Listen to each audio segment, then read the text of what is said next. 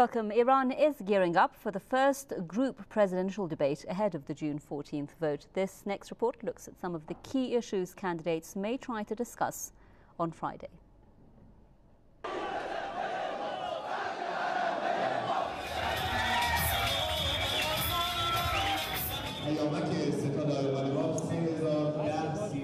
Seeking election, 8 candidates prepare to clash with each other over domestic issues like jobs, inflation and production, as well as key foreign policy issues like Iran's comprehensive talks with the P5+1 and relations with the United States.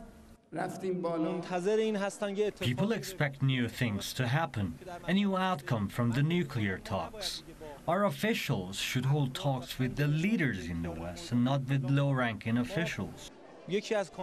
After witnessing a week of intensive campaigns, millions of Iranians will be watching the presidential debate on live TV. A heated exchange of words between the candidates is to be expected. The economic downturn, the runaway prices of goods and services, plus Iran's relationship with other countries may also feature in the debate. The next president should guarantee jobs and security for the country.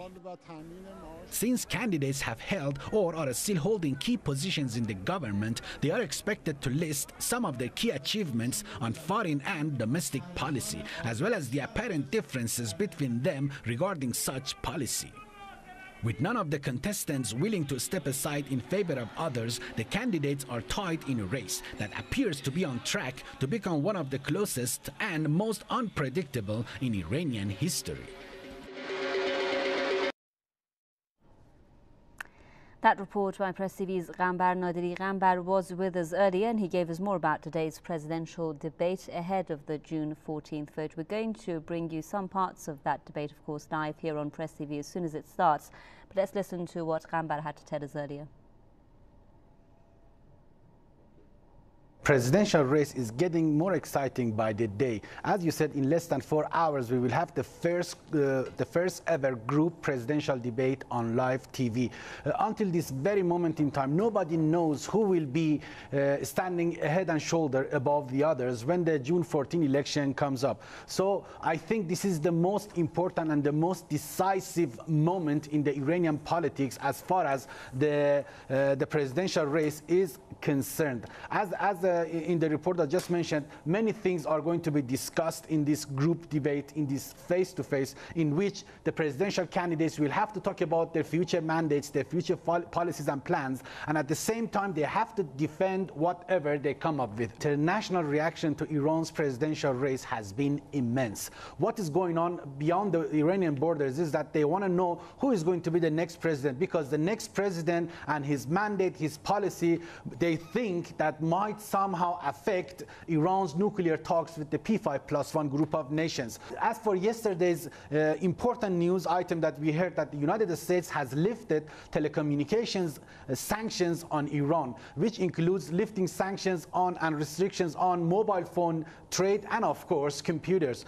What the officials in Washington are saying is that this is an attempt not to help not to cut off, communication channel between the Iranian people and the rest of the world. But I don't think they are in love with the Iranian people. I don't think they care about the well-being of the Iranian citizens here in Iran. What I think they are after is that they want to make sure that they have everything in their hand, especially through the communication channel that is going to be set up in order to find out what is going on inside the country, as we had in the previous election, somehow to meddle in Iran's internal affairs. TV's Gambar Nadiri speaking to me earlier there. Well, presidential candidate Mohammad Bagher Ghalibaf has wrapped up his nationwide campaign by visiting the western city of Ardabil. Addressing a crowd of supporters, he said people deserve better than the current economic and cultural situation. Tehran's mayor said the present administration has improved living conditions to some extent, but hasn't done enough. The principalist candidate said inflation and unemployment are major concerns affecting the entire country. Ghalibaf blamed mismanagement and promised to fix the economy in 2 years if he's elected president in the June 14th vote.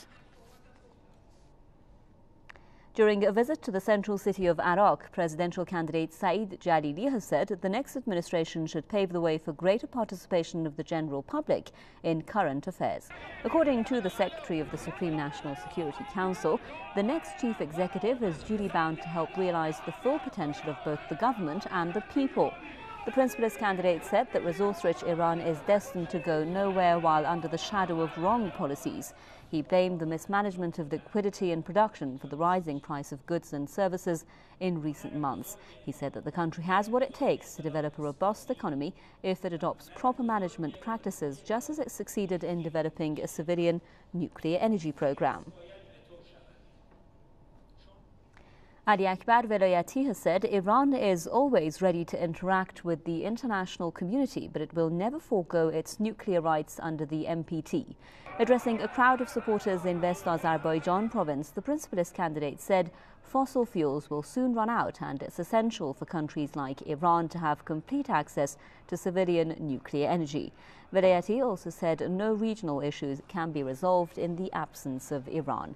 As regards domestic policy, he said if he's elected president, he'll prop up the national economy through production and privatization.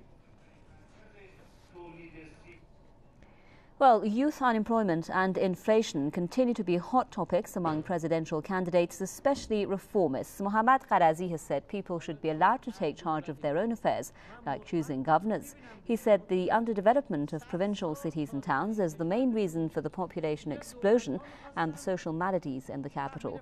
The reformist candidate said the only way out of the current deadlock is to decentralize the government and allow provinces to be in charge of their own affairs. He said if he's elected president, he'll create new job opportunities across provinces by boosting production and non-oil exports.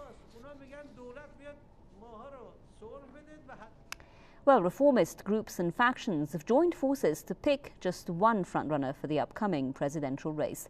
Reports suggest the group has held extensive talks behind closed doors on how best to enter the June 14th vote.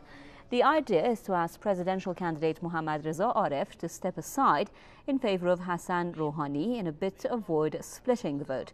They've also agreed to pick Aref as the first vice president if Rouhani becomes president. As a first step, the group plans to hold a meeting to discuss the matter with the two candidates, as well as former presidents Mohammad Khatami and Akbar Hashemi Rafsanjani.